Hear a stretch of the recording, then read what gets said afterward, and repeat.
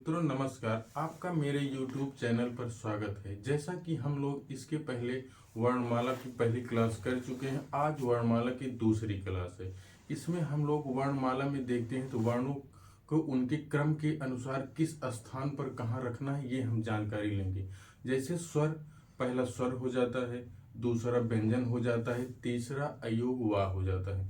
तो आज हम लोग स्वर के बारे में पढ़ेंगे, क्योंकि स्वर 11 है तो 11 स्वर को हम ये जानेंगे कौन सा मूल है, कौन सा लघु है और कौन सा दीर्घ है, कौन सा संयुक्त स्वर है। आइए एक एक करके हम लोग देखते हैं।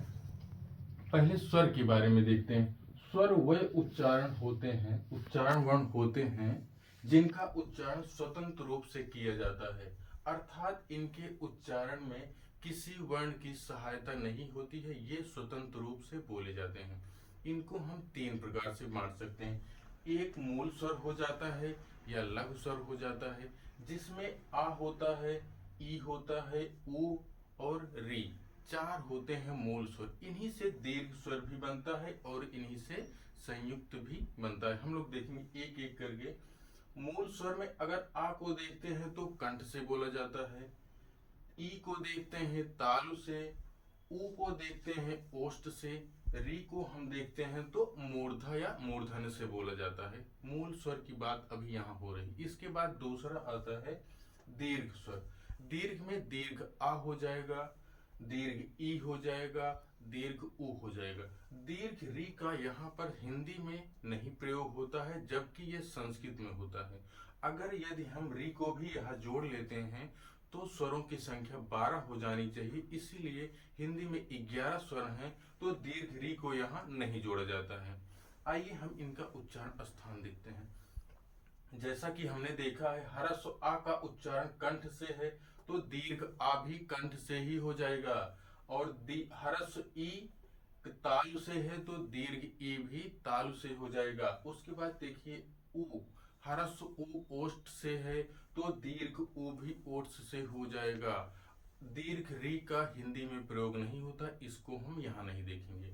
अब आता है तीसरा संयुक्त स्वर। ए, ऐ, ओ, औ, चार ऐसे वर्ण हैं जो संयुक्त हैं, जो इन्हीं से मिलकर बने हुए होते हैं। मूल स्वर से ही इनकी उत्पत्ति होती है। तो देखते हैं हम ए। ए में आ प्लस ई मिलकर ए बन जाता है, तो इसका उच्चारण स्थान आ का कंठ से है, ई का तालु से है, तो ए का उच्चारण स्थान हो जाएगा कंठ तालु से। दूसरे नंबर पर आते हैं ऐ। ऐ का यदि हम ऐ को देखते हैं तो ये आ प्लस ए से बनता है, तो उच्चारण स्थान सीधे सीधे जब ए का उच्चारण यहाँ तालु से है तो यहाँ भी तालु से ही होगा।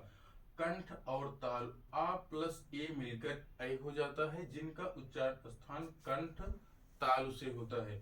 आते हैं तीसरे नंबर पर ओ। ओ का ओ पहली बात हम ये समझे बनता कैसे है। आ प्लस उ से ओ बनता है, तो उच्चारण स्थान अगर हम देखें, आ का पहले पता है कंठ से, उ का पता है ओठ से, ओठ, तब उसके बाद ओ का उच्चारण हो जाएगा कंठोष्ठ, कंठ और ओठ दोनों से मिलकर हो जाएगा। अगला देखते हैं चौथा औ। औ का आ प्लस ओ से मिलकर औ बनता है, तो हम देखते हैं आ कंठ से बना है, ओ किससे बना है, ओ ओठ से बना है, तो औ का उच्चारण स्थान भी कंठ ओष्ठ हो जाएगा। स्वर इतने ही हैं, स्वर के प्रकार इतने ही हैं। इससे अधिक हमको नहीं लगता है कि स्वर से कोई प्रश्न बनता है। अगर कोई बनता होगा तो आप लोग कमेंट में बताइएगा, उसको भी हम बताएंगे। कल हम लोग सीधे स्वर हो गया है व्यंजन पर। कल आपसे फिर मिलते हैं, तब तक के लिए नमस्कार।